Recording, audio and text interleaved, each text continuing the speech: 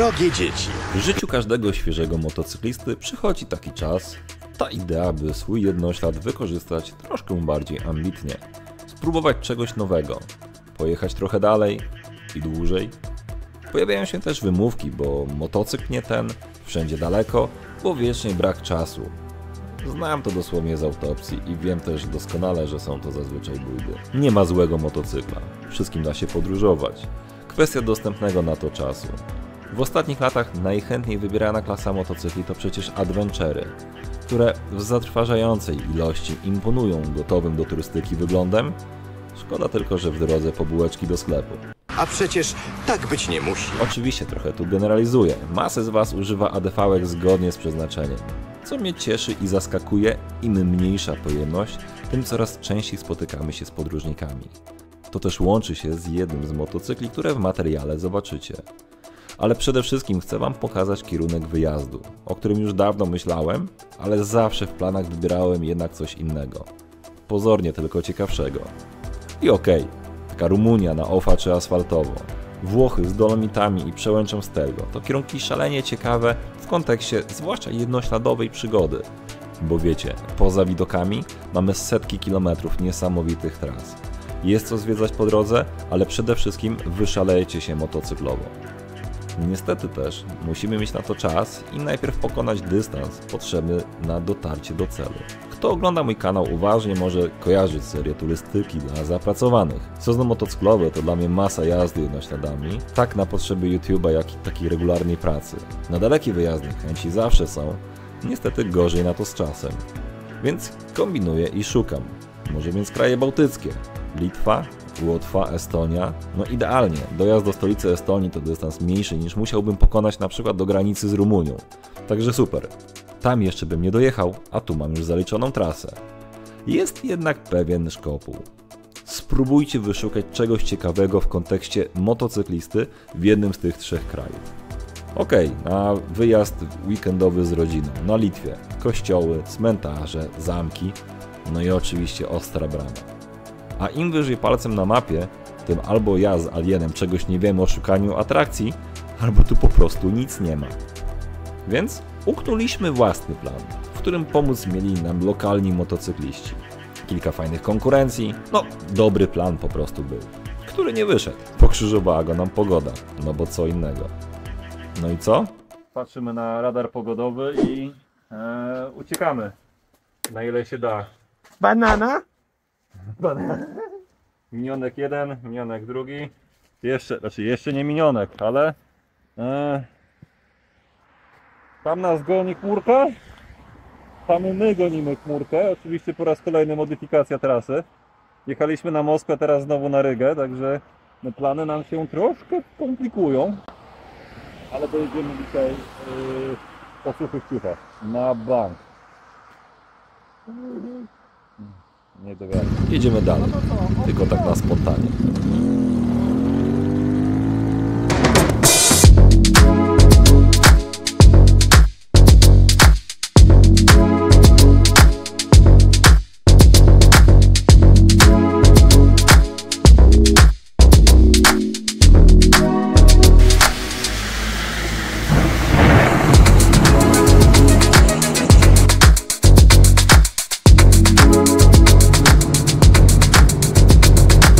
Popadało, ale żadna pogoda nie przeszkadza pojeździć po szutrach. Ale nim to, po asfaltowych odcinkach, no cóż, testujemy dalej Osrama i po raz kolejny spuścimy troszkę ciśnienia z kół.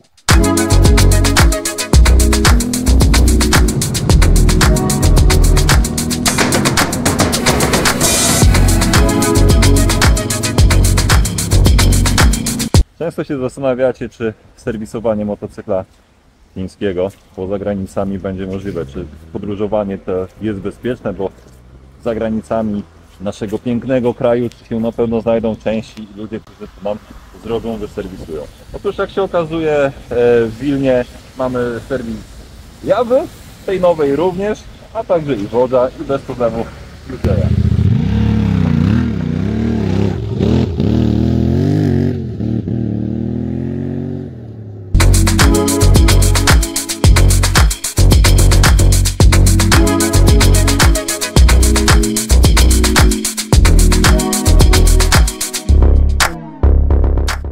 Moje uszanowanie, Michał z tej strony. Słuchajcie, kochani, przyjmuję ten kanał, to po pierwsze. Po drugie, mamy opowiedzieć o tym, jak ta podróż miała wyglądać, a jak faktycznie wyglądała. Jedna rzecz niespecjalnie różniła się od naszych założeń. Oprócz tego, że jest tu hałas, bo tam ląduje lot, a tam idą człowieki. A tam zaraz gościu będzie ciął drewno, bo buduje sobie chatkę drewnianą. Tak. Na styl fiński, można powiedzieć, tu jest skandynawski. To był motyw Tudzież przewodni. tutejszy? Tak, tutejszy raczej, tak, ale jakby my się doszukujemy tutaj jakichś nawiązań różnych do Skandynawii, którą chcieliśmy odwiedzić i prawie machnęliśmy. Byliśmy już blisko, No ale i właśnie. niestety pogoda Generalnie spadła chodzi nam o to, figla. że jedyna rzecz, która totalnie zgodziła się w 100%, a może nawet więcej niż w 100%, to motorki i to, jak one się sprawdziły. Bo spodziewaliśmy się, że dadzą sobie radę dobrze, a przynajmniej w moim przypadku i w przypadku Wołgi jest lepiej niż zakładałem. Ten motocykl po prostu potrzebował dłuższego poznania. Tak. I wtedy pokazał pazur, a tak jak ludzie zazwyczaj podchodzą do niego na chwilę dosłownie, tak jak ja zresztą poszedłem do pierwszego testu tego motocykla i powiedziałem o nim to, co myślałem na pierwszych wrażeniach. Okej, nie potraktowałem go źle i wychodzi na to, że raczej miałem rację. To Jak będzie zawsze całkiem... miałeś rację. No może nie jak zawsze, ale w moim mniemaniu tak. I maszyna ta faktycznie po prostu jest świetnym turystycznie motocyklem. Nie do upalania, nie do dzikowania w terenie, bo do tego się nie nadaje, przynajmniej w oryginalnym rozwiązaniu, tym zawieszeniem. Ale mając bezpośrednio tego do dyspozycji, to jednak okazuje się, że to zawieszenie jest jakby takie troszkę bardziej sprężyste. Okej, jest ustawione pod Ciebie, nie pode mnie, więc Tak. może i dlatego. Więc słuchajcie, więcej o tym, jak ten motocykl sprawił się w trakcie długiej wyprawy, znajdziecie u mnie. No bo gdzie? Dokładnie. Ja już robiłem, więc tylko mogę dopowiedzieć kilka słów od siebie i pokazać Wam w tym oto filmie i wyprawie, jak on po prostu się sprawował. I też jak się sprawował motocykl, który w teorii przynajmniej nie powinien być porównywany z tym, bo się kompletnie... Jedyne, czym się zgadzają, to to, że mają dwa koła, są motocyklami i są w tej samej kategorii prawa jazdy. Ale w gruncie rzeczy prawie połowa więcej mocy, na pewno będzie szybszy, lepszy i tak dalej. I oczywiście jest, on będzie uciekał, będzie miał więcej mocy, będzie Nie miał lepsze oszukujmy się, przyspieszenie. gdybym chciał, to bym zostawiał Kamila daleko w tyle i rzeczywiście czuć było dużo większy zapas mocy, chociażby przy wyprzedzaniu, dlatego Fizyki zwyczaj nie jechałem... oszukasz Nie po oszukasz prostu. fizyki, dlatego ja zazwyczaj jechałem po prostu drugi, on jest długi, ja byłem drugi, bo jeśli Kamil się zmieścił gdzieś do wyprzedzania na QJ-u, to ja wiedziałem, że ja sobie zrzucę jeszcze jeden bieg, odkręcę manetę i mam te 40 Ale koni nie oszukujmy więcej. się, my też jeździmy dość ambitnie, powiedziałbym. Dynamicznie. Bo ogranicza nas czas, mówiąc szczerze, najczęściej i dlatego musimy się sprężać. Jakbyśmy jechali normalnym tempem turystycznym, To tak znaczy jak ja- ludzi, których mijaliśmy tutaj często, no to Ja tak myślę, że naprawdę... my jechaliśmy tempem turystycznym plus. Dlaczego tempo turystyczne plus? Bo Litwa i Łotwa mają narąbane fotoradarów na głównych drogach. Dlatego warto jechać bokami.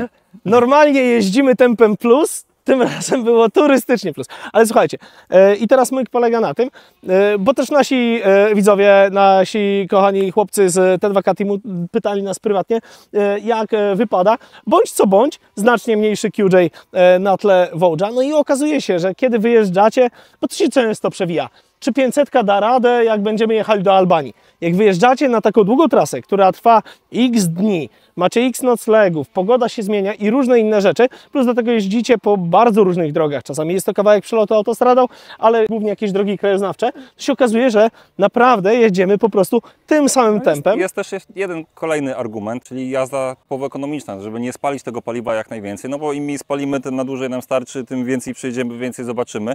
I wtedy tutaj właśnie I tu ta maszyna... paradoksalnie QJ kurde robi robotę.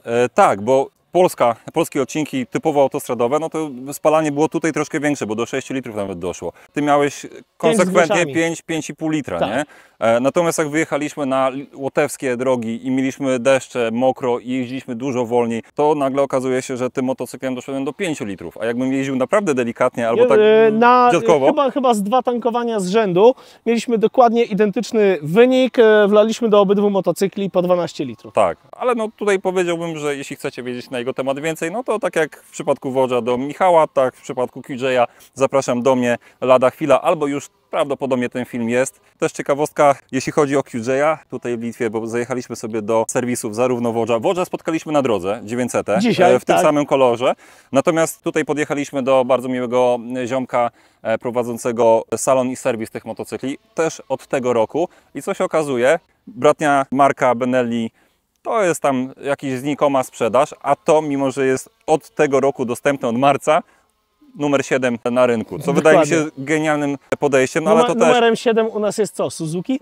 Tak, ale to też chyba jest to, co mówiła ta dziewczyna, jak rozmawialiśmy, że jak mocno, jak szybko rozwijała się u nich inflacja, wbrew pozorom chyba my niekoniecznie, znaczy my mówiliśmy, ja tak zawsze po mówiłem, tyłku? że my mieliśmy po tyłku, No. najbardziej dostaliśmy, ale okazuje się, że oni również i może ze względów ekonomicznych po prostu ten sprzęt tak dobrze schodzi i jest po prostu rozchwytywany. Chociaż SX-a jeszcze nie mają, sprzedają póki co X-a. Dostaną SX-a, będą handlować tym i myślę, że będzie im się udawało. Tak. Coś na temat wyprawy, panie mój długi Kamilu? Znaczy no wyprawa, powiedziałbym tak, od tego zaczęliśmy. Miała wyglądać zupełnie inaczej. Mieliśmy Tak. zwiedzić kraje bałtyckie, wykąpać się w Helsinkach po kilku konkurencjach, które mieliśmy zaplanowane razem tutaj z lokalnymi ziomkami. Swoją drogą właśnie nasz jeden lokalny ziomek z Litwy przekazał nam Informacje o tych o miejscówach. tej drodze, o tych, które zaraz zobaczycie albo już zobaczyliście w trakcie tego filmu, więc dziękujemy bardzo. Tasowi.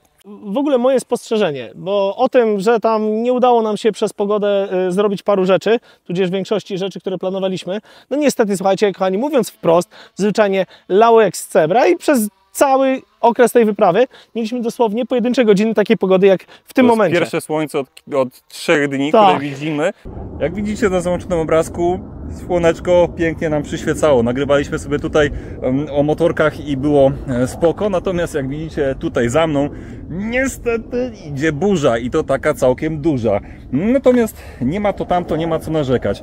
Podróżowanie takim motocyklem, czy każdym innym tak naprawdę, wbrew ustalonemu planu, na spontanie, przywiodło nas do takiego fajnego miejsca, jak widzicie na załączonym obrazku, czyli jakichś fajnych ruin, na plażę kamienistą, nad łotewskimi Mazurami, na którą mogliśmy sobie legalnie wjechać. Jest tu cicho, pusto i spokojnie. Prawdopodobnie, nie wiem, nie widziałem wcześniej w internecie, żeby ludzie wybierali się w te części Łotwy, a powiem wam, że szkoda, bo jest to naprawdę piękny kraj, ale nie taki piękny, wiecie, tak zjawiskowy jak Rumunia, którą pokazywaliśmy wam w zeszłym roku, że mamy świetne asfalty, mamy ekscytujące góry i tak dalej. Nie, tutaj jest fajnie, bo jest taka ciekawa przyroda. Jest bardzo podobnie do naszego, jeśli chodzi o klimat ludzi, o zachowanie się mieszkańców. No i właśnie, kurczę, takie pustkowia. Łotwa ma 2 miliony mieszkańców. To mniej niż w Warszawie mieszka. W związku z tym jest tutaj mało wiosek. Te wioski są takie małe, urokliwe, bardzo mocno od siebie oddalane. Dojazdówki między nimi to są ogromne dystanse, gdzie nie ma nic wiecie, po środku. No taki przedsionek Skandynawii. Aż żałuję, że nie dojechaliśmy do Estonii, no i do Helsinek finalnie, ale powiem wam, że obrazki, które mamy na tą chwilę, są równie dobre. W ogóle to nie było w planie. Kierunek Moskwa też bardzo fajnie wygląda na drogowskazach, jak ta Moskwa się cały czas Nie wiem, zbliża czy do akurat was. dzisiaj, kiedy to nagrywamy, kierunek Moskwa to jest że to fajnie wygląda. Znaczy, To nie jest dobre stwierdzenie.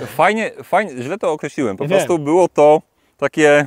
Nawet gadaliśmy w Cholera. trakcie blisko. jazdy i mówiłem Kamilowi, jedziemy i mówię, stary, jeszcze nie byliśmy na takiej drodze, gdzie mamy drogowskazy na Moskwę. Tak. To po prostu było takie inaczej. No. I tak to było najbliżej Moskwy, jak przez najbliższe pewnie kilka lat jeszcze 860 km. się zdarzy. Dokładnie. Nie, 830 tam było już pod koniec. Już było 830 pod koniec? Miejscowości nie będę wymawiał, bo to Koku. mogą nas zablokować. Za to.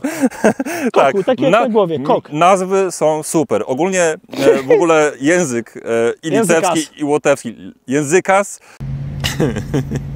Kocham ten język. Propanas, butanas. Ja już wiem, że na stacji tankujus, petrolus, Nie petrolus, benzinas. benzinas do zbiornika. Jedna rzecz o Litwie to dodawanie końcówki as na końcu każdego zdania. Motoserwisas, mini golfas. Jakby skrócili to o tą konkretną końcówkę. As, mini golf. Wystarczy. Dodali po swojemu. A Ja tak sobie myślę, że to wynika z tego, że Litwinów jest tak mało, i pomyśleli, mamy tak dużo tego języka i na przykład Niemców jest 80 milionów, a nas jest 2,5 i oni mają tyle samo literek i tyle samo języka, więc my mamy po prostu tych literek więcej. Dopiszmy wszędzie as, Tak. W przypadku Łotyszy S. bo Czyli Łotyszy jest mniej jak to i są bardziej oszczędni. Bardzo, tak, oni nie mają czasu się... Jezu, przełamać. kreujemy jakieś głupie w ogóle stereotypy narodowe nowe. W ogóle nie powinniśmy tego... Tu będzie cięcie i umilamy sobie podróż. Jak jedziecie i unikacie deszczu, no to co, macie się skupiać na tym najgorszym? Nie, robimy Tak. sobie... Słuchajcie, ja generalnie jestem Smurf Maruda i jak miałbym podsumować cały ten wyjazd, to mógłbym tutaj siedzieć i jęczeć. Jakbyśmy nie porobili sobie jaj z długim. Korzystając z tych dość ciężkich warunków dla naszych motocykli, należałoby wspomnieć o partnerze tej podróży, czyli marce Osram, która wyposażyła nas w dwa dość ciekawe elementy. Mianowicie, Michale, co się robi, jak zjeżdżamy na takie kamienie? Co by się... Na kamieniach to jest różnie, ale tutaj zdecydowanie więcej to jest szutrów i piachów, a tam spuszcza się powietrze. No dobra, czyli do Nic normalnego... nie widzę, muszę założyć czapkę. Proszę bardzo. Oślepiasz mnie blaskiem swojej wielkości. No. Na kamieniach raczej by się przydało mieć troszkę ciśnienia. Na szutrach spuszczaliśmy troszkę ciśnienia, żeby ten motocykl miał więcej przyczepności najzwyczajniej w świecie. To samo na piachu. No ale wiecie, tutaj spuszczamy, tutaj podnosimy. Jak to zrobić? No to przydałby się taki właśnie mobilny kompresorek, jaki widzicie na załączonym obrazku, który bez najmniejszego problemu jak na razie daje radę. No dobra, ale jak się tego używa, nie będę Was zanudzał w tym materiale, już było to mówione. Wspomnę jednakowoż, iż z marką Osram działam już po raz kolejny. Jeśli chcecie zobaczyć, co mają w ofercie dedykowanego dla motocyklistów, właśnie w górnym prawym rogu pojawiają Wam się materiały z produktami, które wybierałem sobie sam i zdecydowanie polecić mogę, gdyż ambitnie używam ich już cały rok. Dodam też, że specjalnie na tą trasę wyposażony zostałem w zestaw naprawczy do opon bezdętkowych. Tire Inflate to się nazywa. Na szczęście nie musiałem z tego korzystać, ale zawsze dodaje to pewności siebie przy zjeżdżaniu w offroad kilkaset kilometrów od domu.